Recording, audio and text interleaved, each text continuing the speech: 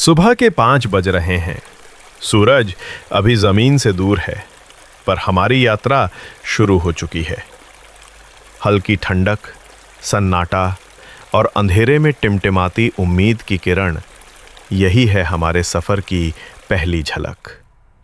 हम कैमरा उठाते हैं और उस सन्नाटे को कैद करने निकल पड़ते हैं, जहां सिर्फ पत्तों की सरसराहट और हवा की धीमी गूंज सुनाई देती है।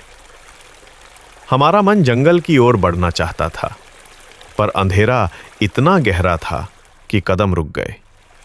और शायद प्रकृति का इशारा भी यही था कि पहले शांति को महसूस करो। हम पास के हनुमान मंदिर पहुंचते हैं।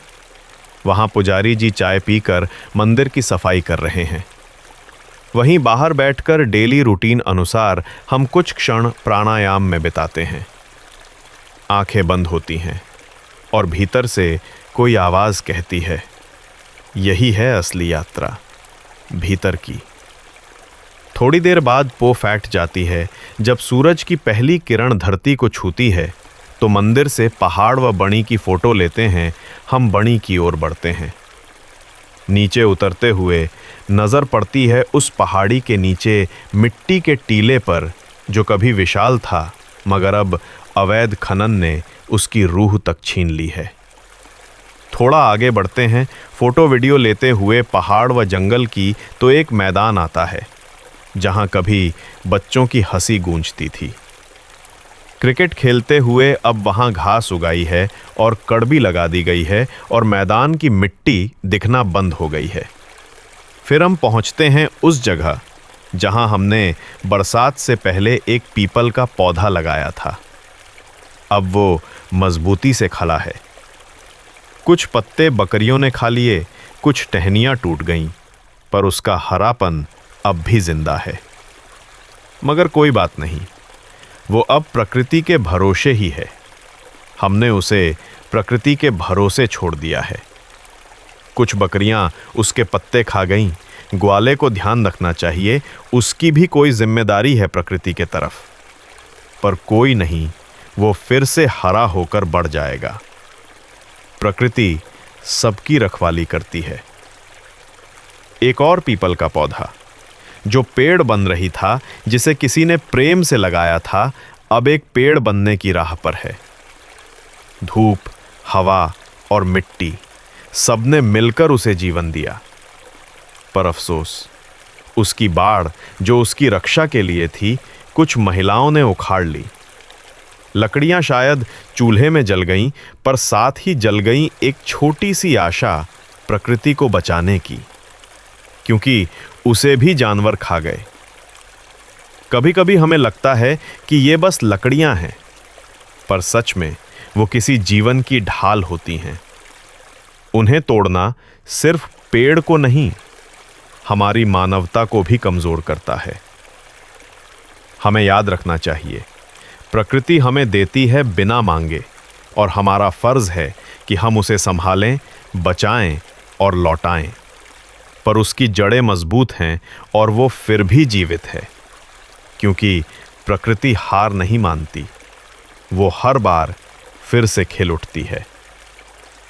हम रास्ते में एक बांध पर रुकते हैं। पानी की चमकती सतह पर पड़ती रोशनी को कैमरे में कैद करते हैं। पहाड़, पेड़ और झरनों के बीच हम कुछ तस्वीरें लेते हैं, कुछ वीडियो बनाते हैं और उस पल की सुंदरता को अपने साथ बांध लेते हैं। फिर धीरे धीरे हम खेतों की ओर बढ़ते हैं। अब हमारे सामने सरसों के खेत फैले हुए हैं। 8 दिन की सरसों सुरक्षित है और 15 दिन वाली सरसों में किसान अब पानी देना शुरू कर चुके हैं। सोने सी चमकती फसलें, हवा में झूमते पौधे और अब खेतों में 4-4, 5-5 पत्तों वाली सरसों लहराने लगी है। और किसानों की उम्मीदें भी, जो हर पत्ते के साथ खिल रही हैं। अब हम सरसों के खेतों का मुआयना करते हैं।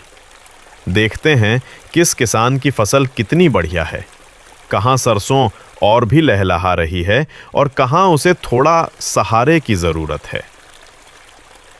धीरे धीरे सूरज ऊंचा होता है और हमारा सफ़र अपने अंत की ओर बढ़ता है। हम लौट पड़ते हैं अपने घर की ओर, दिल में संतोष लिए, कैमरे में यादें समेटे और मन में बस एक एहसास लिए कि प्रकृति, ध्यान साधना, परिश्रम और उम्मीद, यही हैं जीवन की सच्ची साथी।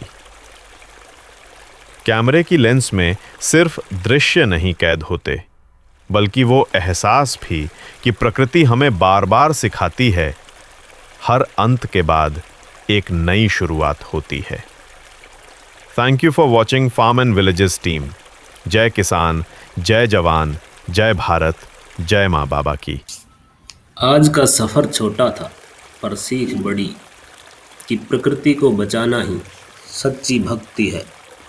मैं आप सबका दिल से आभार प्रकट करता हूँ जो इस वीडियो यात्रा में मेरे साथ चले, मेरे शब्दों को सुना और प्रकृति की इस पुकार को महसूस किया। आओ हम सब मिलकर एक वादा करें कि जहाँ भी जीवन है वहाँ हरियाली भी हो, क्योंकि यही हमारी सांस है, यही हमारी पहचान है। धन्यवाद फार्म एंड विलेज टीम की तरफ से।